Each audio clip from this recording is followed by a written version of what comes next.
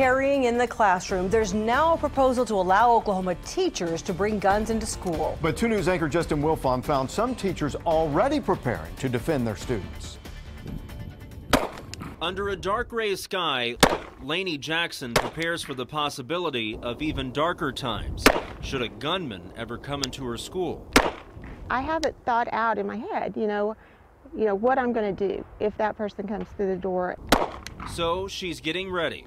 The Warner Public Schools secretary, along with about 30 teachers from the district, are taking firearms training at the U.S. Shooting Academy, a class the academy started in direct response to the tragedy at Sandy Hook. The easiest way to stop a bad guy with a gun is a good person with a gun. During class last week, Joe Bill Lyerly agrees. The teacher and athletic director at Kiefer High School says the images of Sandy Hook are still fresh in his mind. oh, I was just devastated. But when I think about the helplessness of that age of a child in particular, yeah, it's not an easy thing to think about. Lyerly already possesses a concealed carry license, and while he doesn't relish the thought of bringing a gun into the classroom, he now considers it necessary. To say that we're going to sit here and protect our students without a gun or some type of a weapon, it's ludicrous. Right now, Oklahoma law prevents teachers from carrying guns into schools. Tulsa Superintendent Dr. Keith Ballard wants to keep it that way. Their job is to teach, not to carry a gun. And he believes Tulsa teachers agree with him. Dr. Ballard tells me not a single teacher in Tulsa has told him they want to be armed. This isn't the Wild West. A duel is brewing at the state capitol.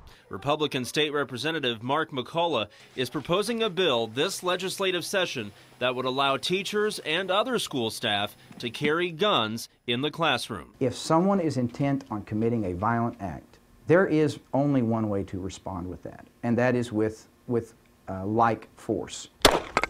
Under his plan, teachers who volunteer would go through what's called cleat training. Good grip on this gun. The same training police officers get, but Ballard isn't buying it. My reaction to the proposal, Justin, is that it's a knee-jerk reaction. Teachers, myself, we can't get that kind of training. And think how expensive it would be and how time-consuming it would be.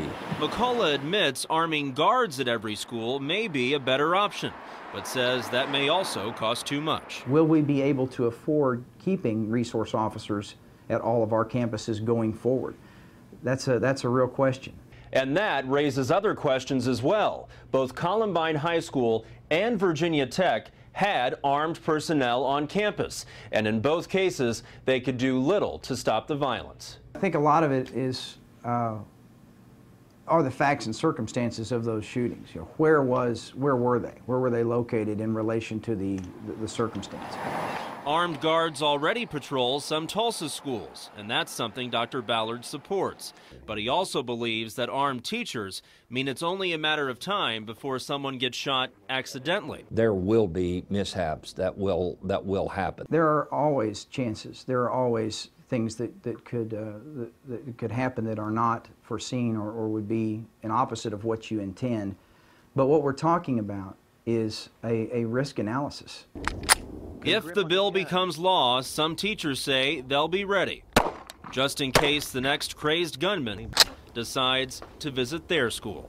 Justin Wilfon, 2 News, works for you. Well, Dr. Ballard says that Tulsa schools are looking for other ways to improve school security, like automatically locking systems on all school doors. It's something that's only in place in some of the schools now.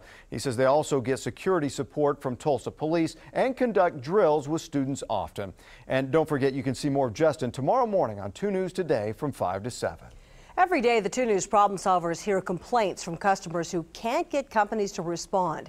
Donna Donnelly wanted to know how she could get a TV provider to listen to her complaint about a missing payment that was causing late fees and credit issues.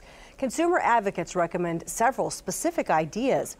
Learn what they are in our special report, How to Complain and Get Results, tomorrow night at 10 in segment 2. 2 Works.